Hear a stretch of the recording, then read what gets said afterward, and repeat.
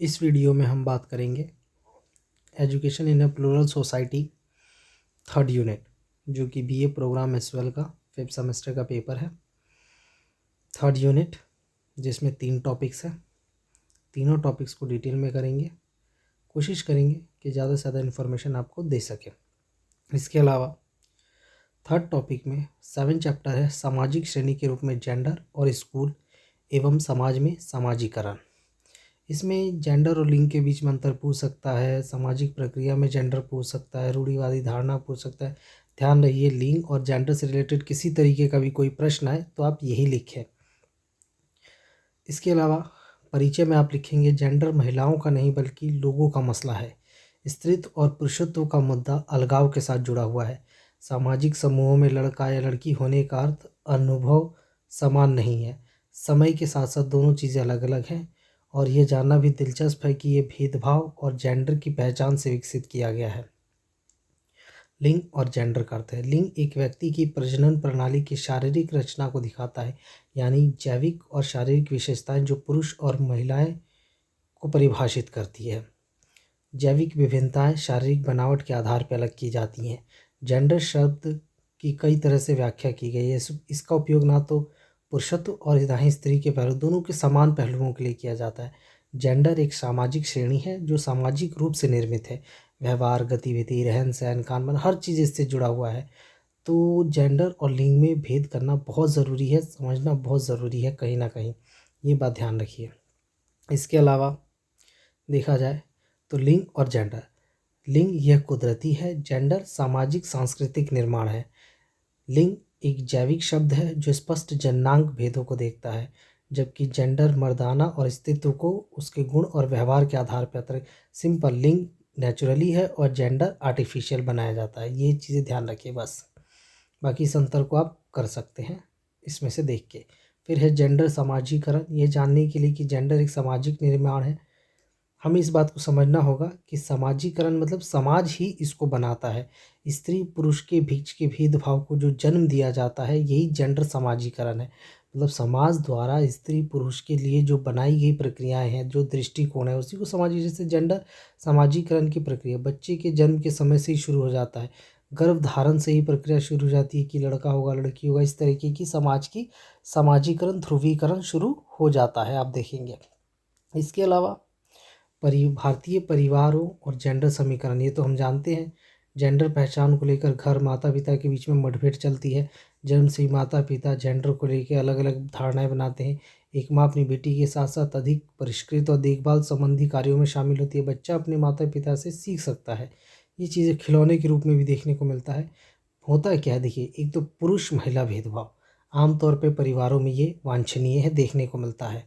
दूसरा, इनकी भूमिका, हर किसी को ये बचपन से ही तालीम दी जाती है, बताया जाता है, पढ़ाया जाता है कि भाई पुरुष ये कर सकता है, स्त्री ये करेगी।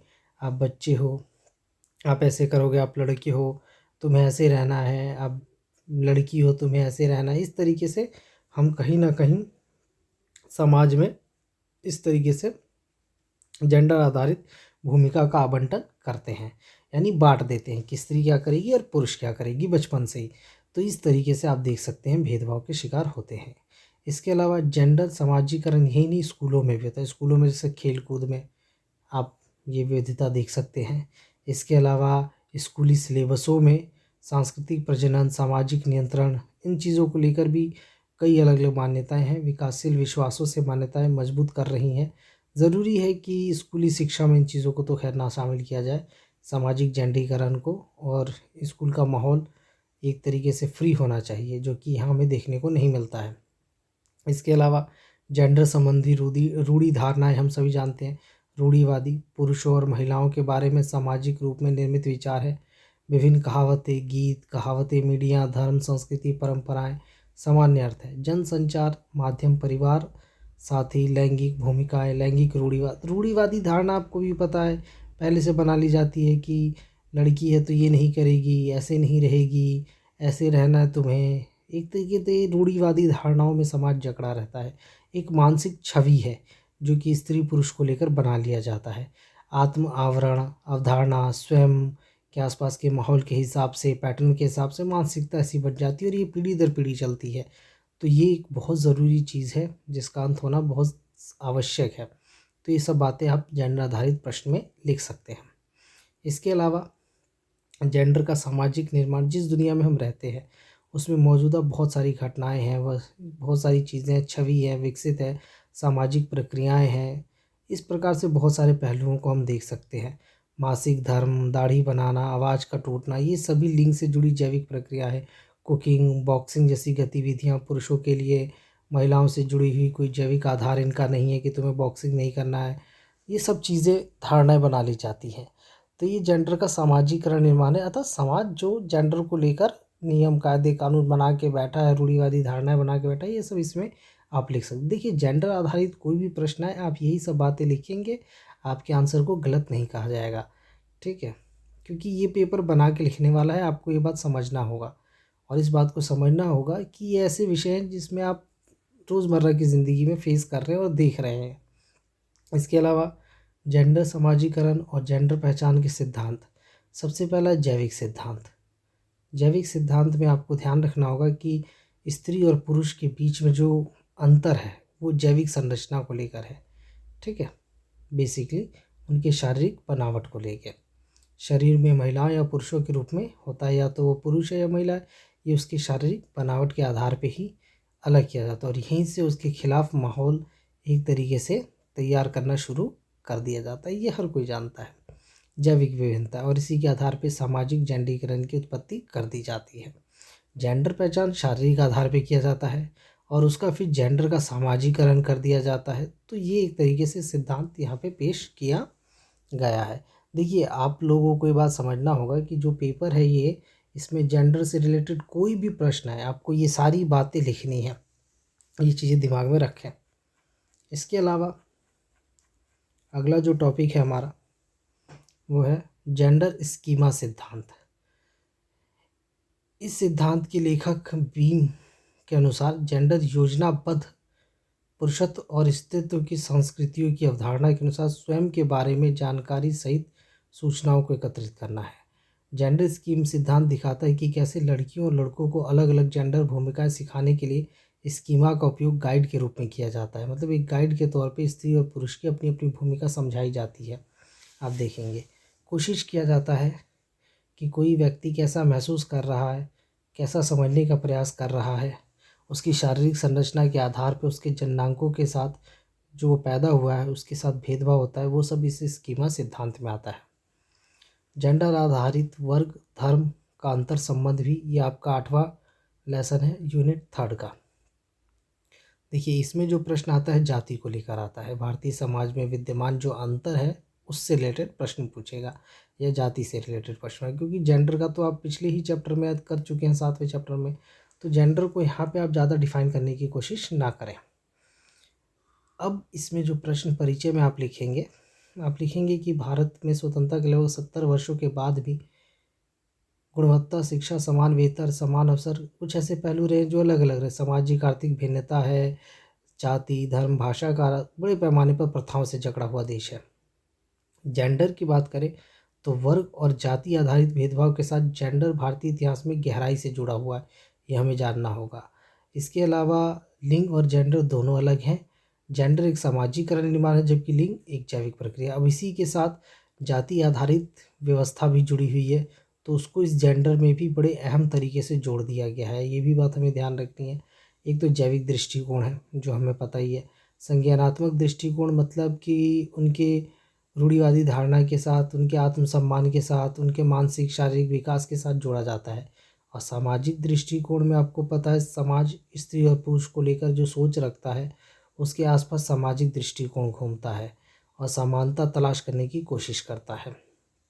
इसके अलावा जाति आधारित भेदभाव संरचना कौन नहीं जानता है, जहाँ व्यक्ति को उनके परिवार के नाम के आधार पर बांट दिया जाता है। ये व्यक्ति के शारीरिक रंग से भी संबंधित। ये अनुसार ब्रह्मांड में सब कुछ चेतन और निर्जीव है। मतलब 3000 साल से चली आ रही है प्रथा है जाति व्यवस्था, ऋग्वैदिक काल से ही चली आ रही है। जाति आधारित पे 4 समूह आपको पता ही है, ब्राह्मण, वैश्य, शूद्र, क्षत्रिय, इस तरीके से 4 पदानुक्रम बांटे गए हैं।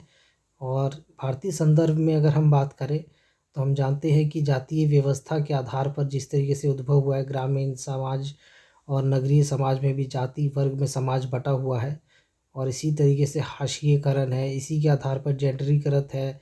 सारी चीज़ें कहीं ना कहीं जाति व्यवस्था से भी जुड़ी हुई हैं, और बहुत सारे प्रमुख समाज सुधारक रहे जिन्होंने इसको सुधारने का प्रयास करने की कोशिश की। ये सब आप जाति आधारित प्रश्न में डालेंगे, ध्यान रखिएगा।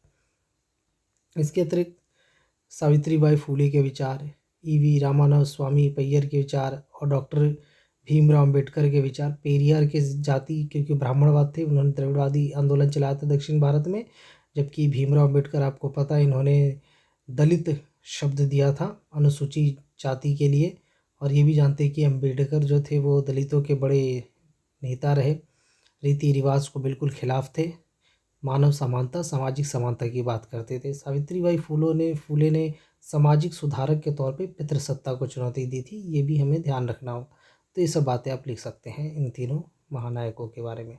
जेंडर, वर्ग, जाति और धर्म का अंतर संबंध देखना ज़रूरी है, ये पूछ लेता है प्रश्न, ये ध्यान रखिएगा। जेंडर और जाति अंतर संबंध देखें तो ये कोई नई बात नहीं है। पूरी कोशिश की जाती है कि भाई जाति आधारित जो संबंध है उसको दूर किया जाए। जेंडर में जाति की जो अवधारणा है भेदभाव से जुड़ी हुई है, शुद्धता से जुड़ी हुई है, शारीरिक बनावट की शुद्धता से जुड़ी हुई है। ब्राह्मणवादी पितृसत्ता को चुनौती देने का प्रयास किया जाता है, ये भी देखते हैं हम दलित कार्यकर्ताओं द्वारा। शर्मिला रैगन ने नारीवादी दृष्टिकोण के साथ वकालत की थी इसी में। तो ये सब चीज़ें हम देख सकते हैं। इसके अलावा अगला जो टॉपिक है, वर्ग और जेंडर का अंतर संबंध। देखिएगा कि जेंडर और वर्ग में संबंध की बात करें, गरीब महिला है तो उसका शोषण किस तरीके से होता है, अमीर महिला है तो उसको कितनी स्वतंत्रता होती है। कहीं न देखें तो वर्ग के साथ महिला है लेकिन हिंसा से मुक्त तो अमीर, या कह सकते हो कि आप उच्च वर्ग की महिलाएं भी नहीं, हिंसा का सामना उन्हें भी करना पड़ता है, शारीरिक यौन शोषण जैसी चीज़ों का सामना उन्हें भी करना पड़ता है। तो जेंडर और वर्ग में ज़्यादा खासा फ़र्क देखने को नहीं मिल रहा है, हिंसा तो दोनों झेल रहे हैं। इसके अलावा 9वां जो लेसन है, शैक्षणिक संदर्भ में जेंडर। यहाँ पे शैक्षिक संदर्भ में अगर जेंडर की बात करेगा तो आप ये सब बातें लिखें, और इसमें स्कूलों में या फिर शिक्षा में पाठ्यक्रम में जेंडर आधारित प्रश्न पूछ सकता है, तो आप ये टॉपिक वहाँ पे लिखेंगे। परिचय में बात वही है, लिंग एक सामाजिक निर्माण है, असमानता का सबसे व्यापक है, वर्ग जाति धर्म के आधार पर समाज बटा हुआ है, अलग अलग व्यवस्थाएं हैं, सुधारने का प्रयत्न करने का भी कोशिश की जा रही है। ये सब बातें आप लिख सकते हैं, नॉर्मल चीज़ें, ज़रूरी नहीं कि आप यही नोट्स लिखें, आप रिकॉर्डिंग के अकॉर्डिंग भी लिख सकते हैं। प्रवेश और नामांकन में मुद्दे अक्सर आते हैं। बहुत सारे ऐसे स्कूल हैं जहाँ पे महिलाएं या स्त्रियों को पढ़ने नहीं दिया जाता, बच्चियों को स्कूल नहीं जाने दिया जाता, इसीलिए स्कूल में लड़कों की तुलना में लड़कियों के छोड़ने की स्कूल की दर ज़्यादा है। ऐसा क्या करना है कि लड़कियां स्कूल छोड़ देती हैं, नहीं पढ़ पाती हैं, या जेंडर आधारित भेदभाव का शिकार। देखिए सबसे पहली वजह है आर्थिक स्थिति। खराब आर्थिक स्थिति की वजह से लड़कियों को स्कूल में पहुंचने में बाधा दी होती है, क्योंकि जब तक परिवार ही भरपूर नहीं है तो वो पुरुष यानी अपने बेटे को वरीयता देते हैं, स्त्री को नहीं। पारिवारिक जिम्मेदारियां, छोटी भाई बहनों की देखभाल के लिए उनको जिम्मेदारी थमा दी जाती है। बचाव सुरक्षा को लेकर भी अक्सर माता पिता स्कूल नहीं जाने देते बच्चियों को, ये चीज़ें हैं। लिंग भेद और स्कूल में भी हम देखेंगे कि जब तक स्कूल का माहौल सेफ नहीं होगा, कम उम्र की लड़कियों का ड्रॉप आउट होना, प्राथमिक स्कूल में बस प्राथमिक स्कूल की पढ़ाई कर ली फिर उसके बाद उन्हें पढ़ने नहीं दिया जाता आगे, ये सब चीज़ें हम देख सकते हैं।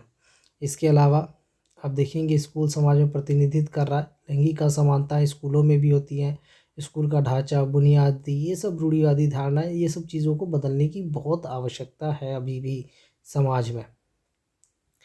इसके अलावा लिंग भेद और पाठ्यचर्या हम देखते हैं कि सिलेबसों में भी ज़्यादातर जिस तरीके से पुरुषों को कहानियों किस्सों में एक डोमिनेंट दिखाया जाता है, एक स्त्री को भी हम इस तरीके से दिखाएं पाठ्य सिलेबसों में, तो काफ़ी इसका असर पड़ेगा समाज की मानसिकता सोच पे, और रोज़मर्रा की ज़िंदगी के साथ भेदभाव को ख़त्म करने की भी ज़रूरत है कहीं ना कहीं। इसके अलावा आदर्श पाठ्यचर्या क्या है, अदृश्य पाठ्यचर्या अदृश्य पाठ्यचर्या का मतलब है एक सिलेबस ऐसा हो कि होते हुए भी वो अपना काम कर जाए। सिलेबस ऐसा बनाया जाए कि संसाधन, कक्षा, अभ्यास, मूल्यांकन का ध्यान रखा जाए, व्यक्ति परक हो, समझ के लायक हो, सभी घटकों को शामिल करने का प्रयास किया जाए। ऐसी शिक्षा व्यवस्था कोई अदृश्य पाठ्यचर्या यानी कि सिलेबस कहेंगे। पाठ्यचर्या क्रम का मतलब या पाठ्यचर्या का मतलब सिलेबस है। देखिए, सबसे पहले तो पाठ्यचर्या संरचना और लिंग को समझना ज़रूरी है। लड़कियों की अधिक नाजुक सौंदर्य गतिविधियों जैसी चीज़ें, गायन, नृत्य, रंगोली, इन चीज़ों के साथ जोड़ दिया जाता है। तो ऐसा सिलेबस क्यों बनाना? और ये सिलेबस ज़्यादातर हम देखते हैं कि सिर्फ गर्ल्स स्कूल कॉलेजेस में दिया जाता है, जो कि गलत है कहीं ना कहीं। लैंगिक समानता, सभी शिक्षार्थियों तक पहुँच हो। ऐसा नहीं है कि लैंगिक समानता वाली चीज़ें केवल पुरुष और स्त्री में बांट दिया जाए, ये चीज़ें गलत है। समानता का सभी को अधिकार है, समान अनुपात में हो, सिलेबस समान होना चाहिए, ये चीज़ें बहुत ज़रूरी हैं। इसके अलावा पहुंच की समानता हो, सीखने की प्रक्रिया में भी समानता हो, शैक्षणिक परिणामों की समानता हो, बाहरी परिणामों की समानता हो। मतलब समानता बहुत ज़रूरी है, चाहे शिक्षा की पहुंच में हो, सीखने की प्रक्रिया में हो, परिणाम हो, चाहे बाहरी हो। तो इसमें जेंडर आधारित भेदभाव ना किया जाए तो ज़्यादा सही है। और निष्कर्ष में आप लिख सकते हैं कि समान वृद्धि लड़कों और लड़कियों के दोनों के भविष्य के लिए उज्ज्वल है, और जब तक ये नहीं होगा तब तक एक अच्छा भविष्य नहीं देख सकते हम। तो इस तरीके से आप प्रश्न को समझें, और ये जेंडर आधारित और जाति आधारित प्रश्न में इस तरीके के नोट्स आप लिख सकते हैं। धन्यवाद। ये ख़त्म होता है यहाँ पे। लाइक, शेयर, सब्सक्राइब ज़रूर करें, बेल आइकन ज़रूर दबाएं ताकि आगे की वीडियोस डाल सके। प्रोत्साहित कीजिए हमें आगे बढ़ने के लिए, हम इस तरीके की और वीडियोस डालते रहेंगे। और इम्प्रूवमेंट हम समझ सकते हैं कि इतने बड़े सिलेबस को काफ़ी कम टाइम में करना इतना आसान कार्य नहीं है, जो कि एक प्रयास कर रहे हैं। उम्मीद है आप हमारी गलतियों को नज़रअंदाज करेंगे और अपनी सुझाव कमेंट बॉक्स में ज़रूर देंगे। लाइक, शेयर, सब्सक्राइब ज़रूर करें ज़्यादा से ज़्यादा।